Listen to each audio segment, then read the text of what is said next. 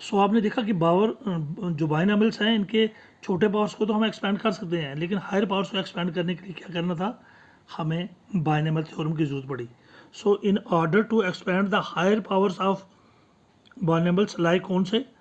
ए plus B का power 7 की, A plus B का पावर 20 या ए माइनस बी का पावर 30, इस तरह के हायर पावर्स को एक्सपेंड करने के लिए a theorem known as binomial theorem was introduced. तो एक थ्योरम को इंट्रोड्यूस किया गया जिसको हम कहते हैं बाइनॉमियल थ्योरम। तो बाइनॉमियल थ्योरम की ज़रूरत कब पड़ी, जब हमें बाइनॉमियल्स दो टर्म वाली जो एक्सप्रेशन थी इसके पावर्स को एक्सपेंड करना जब हमारे लिए मुश्किल हो गया, तो हायर पावर्स को एक्सपेंड, सो बाइनॉमियल्स के हायर पावर्स को एक्सपेंड करने के लिए एक थ्योरम को इंट्रोड्यूस किया गया। उस थ्योरम को कहा जाता है binomial theorem, and in which the concept of combinations was used. और बाइनॉमियल थ्योरम में कौन सा कंसेप्ट यूज़ किया गया, कम्बिनेशंस का। जो परमुटेशंस एंड कम्बिनेशंस हमने पढ़ी, उसका जो कम्बिनेशन वाला फार्मूला है, जो कम्बिनेशन वाला कंसेप्ट है, वो बाइनॉमियल थ्योरम में यूज़ किया गया। और बाइनॉमियल थ्योरम को क्यों इंट्रोड्यूस किया गया, because in order to expand the higher powers of binomials, क्योंकि बाइनॉमिल्स के हायर पावर्स को एक्सपैंड करना it was a very difficult task. So इनको एक्सपैंड करने के लिए एक इजी तरीका, एक नया तरीका इंट्रोड्यूस किया गया, जिस तरीक़े को कहा जाता है बाइनॉमियल थ्योरम के रूप में वो इंट्रोड्यूस किया गया। और बाइनॉमियल थ्योरम में किस चीज़ के, कौन से कंसेप्ट को यूज़ किया गया, कॉम्बिनेशंस के कंसेप्ट को। तो वो क्या तरीका था, बाइनॉमियल थ्योरम क्या थी, therefore binomial theorem for any positive integer, तो किसी भी पॉजिटिव इंटीजर के लिए वाज गिवन एज क्या थी, मान लीजिए ए प्लस बी का पावर एन, एन का मतलब कुछ भी हो, पावर 100 हो, 50 हो, कुछ भी हो, तो उसके लिए कॉम्बिनेशन का फार्मूले से इस बाइनॉमियल थ्योरम को कैसे एक्सपेंड किया गया, वो फार्मूला लगा, ए प्लस बी का होल पावर एन होता है एन सी जीरो, ए का power n plus n C one. तो ए के पावर एन में से एक कम करना है और बी को ले आना। पहले एन सी जीरो ए का पावर एन था तो बी की अभी ज़रूरत नहीं थी, प्लस एन सी वन ए का पावर एन माइनस वन, जब एन माइनस वन एक कम हो गया तो बी का पावर वन आ गया, क्योंकि माइनस वन और बी का पावर वन कैंसिल हो जाते हैं, प्लस एन सी टू, तो ए का पावर एन माइनस टू, अगर एन सी वन है तो ए का power n minus one, n में से एक कम हो जाएगा और बी आ जाएगा। जो जो ए का पावर कम होता जाएगा बी का पावर बढ़ता जाएगा। तो यहाँ पर ए का पावर एन माइनस वन था तो बी का पावर वन था, माइनस वन और वन कैंसिल हो गए तो एन रह गया। फिर एन सी टू, ए का पावर एन माइनस टू, तो एन में एक और कम हो गया, तो पहले एन सी वन था फिर एन सी टू हो गया, तो बी का पावर बढ़ जाएगा, बी का पावर वन था, बी का पावर क्या हो गया two, plus one n C n, और लास्ट में क्योंकि ए का पावर कम होता जाएगा तो ए का पावर लास्ट में फिनिश हो जाएगा, ए का पावर एन सी एन हो गया, n C n minus n, n minus one zero हो गया, ए का पावर जीरो होता है वन, तो उसको लिखने की जरूरत नहीं, लास्ट में ए फिनिश हो गया और बी का पावर बढ़ते बढ़ते बी का पावर एन हो गया। तो ए प्लस बी का पावर एन किसके बराबर है, एन सी जीरो, इसमें ए का पावर एन बी नहीं था क्योंकि पावर एन बराबर था, plus n C one, n में एक कम हो गया, ए का पावर एन माइनस वन, तो बी आ गया, प्लस फिर एन एक और कम हो गया, एन सी टू, ए का पावर एन माइनस टू, और बी का पावर वन था तो बी का पावर टू हो गया, तो ए घटता जाएगा और बी बढ़ता जाएगा, प्लस लास्ट में ए घटते घटते ख़त्म हो गया, एन सी एन, ए घटते घटते ख़त्म हो गया और बी का पावर क्या हो गया एन, बी बढ़ते बढ़ते बी का पावर एन हो गया। तो वेयर एन सी जीरो को हमने कम्बिनेशन का फार्मूला क्या था हमारा, एन सी जीरो किस factorial n by factorial zero into factorial n minus zero, ये हो गया factorial n by factorial zero होता है वन और एन माइनस जीरो भी होता है factorial n, n n cancel तो क्या वैल्यू होगी वन। इसी तरह एन सी वन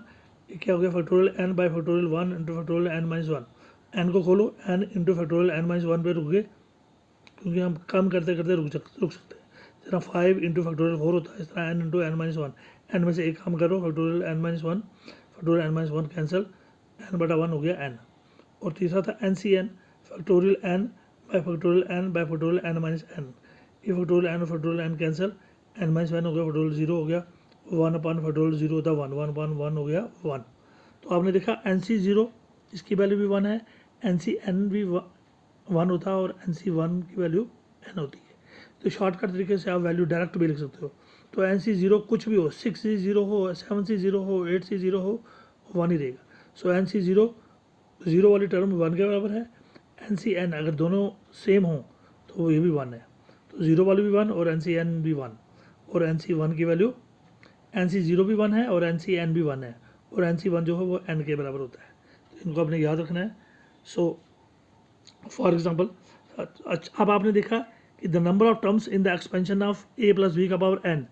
जब भी आप ए का पावर ए प्लस बी का पावर एन खोलोगे उसमें number of terms n plus one होंगी, टोटल टर्म में एक बढ़ जाएगी। क्यों बढ़ जाएगी? जीरो की वजह से। अब ए प्लस बी का पावर एन, तो एक टर्म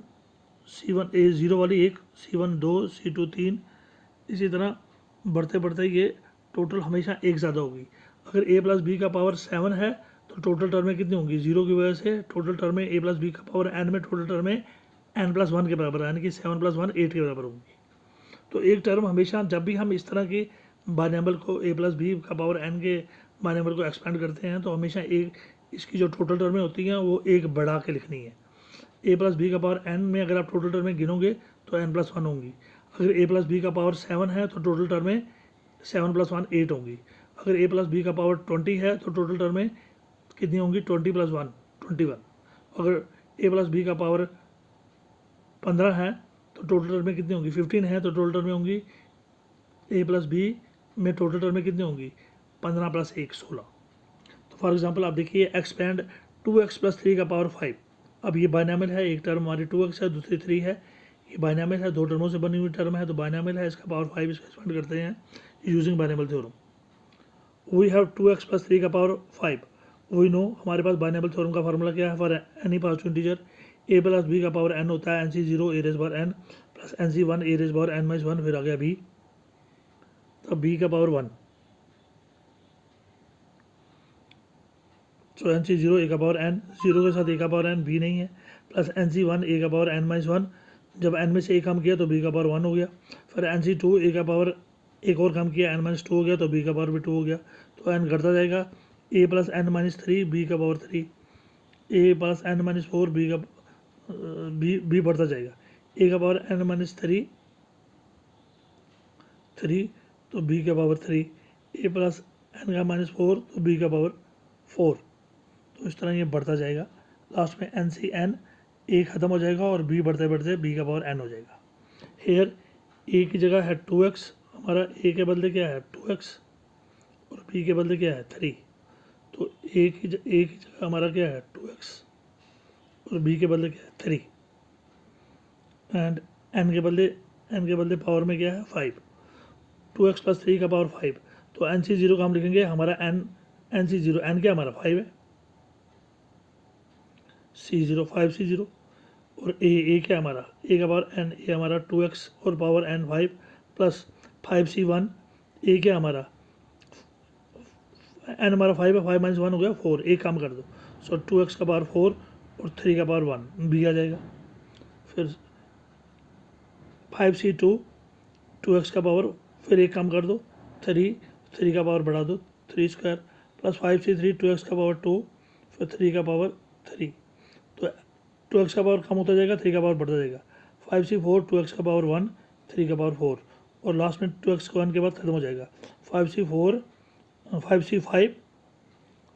2x खत्म है तो 3 का पावर 5।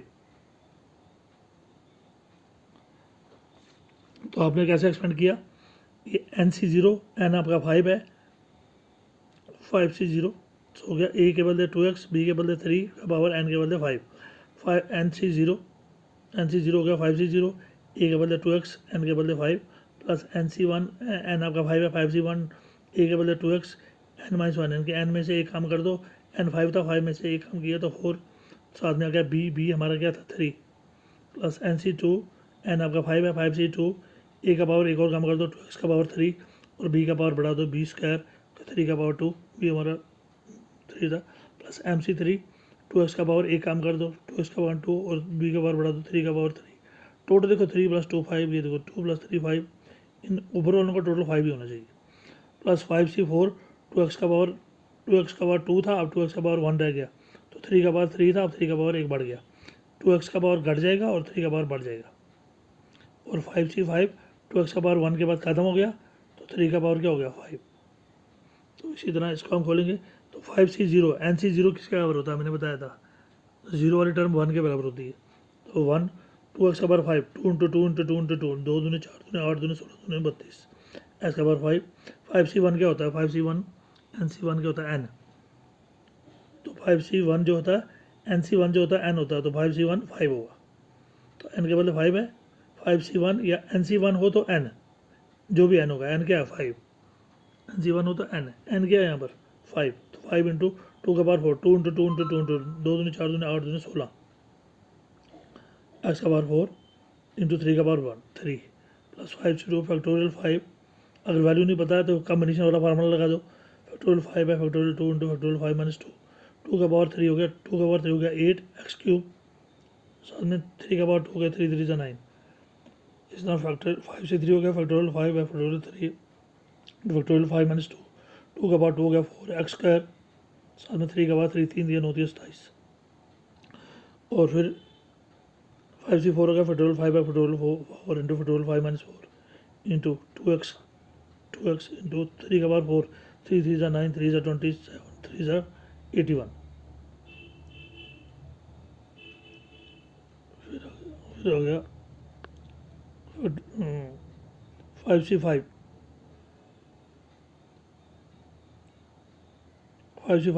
तो NCN क्या होता है, 5C5 हो गया NCN क्या है 1,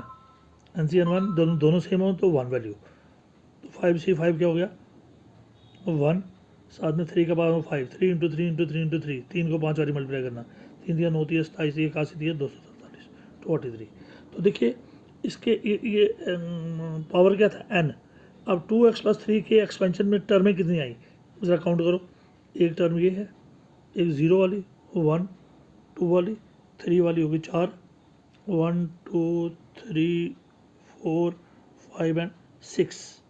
तो पावर क्या था 5, लेकिन टर्म में कितनी आई 6, तो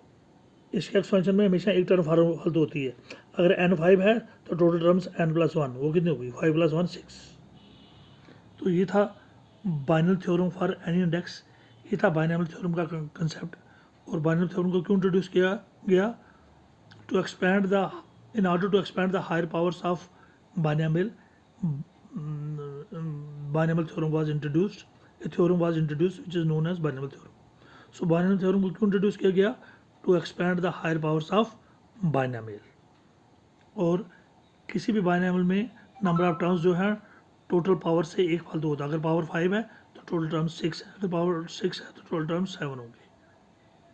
और इस बाइनोमियल थ्योरम में कम्बिनेशन का कंसेप्ट यूज़ किया गया। सो कल हम इसी को कंटिन्यू करेंगे। Thank you very much and have a nice day.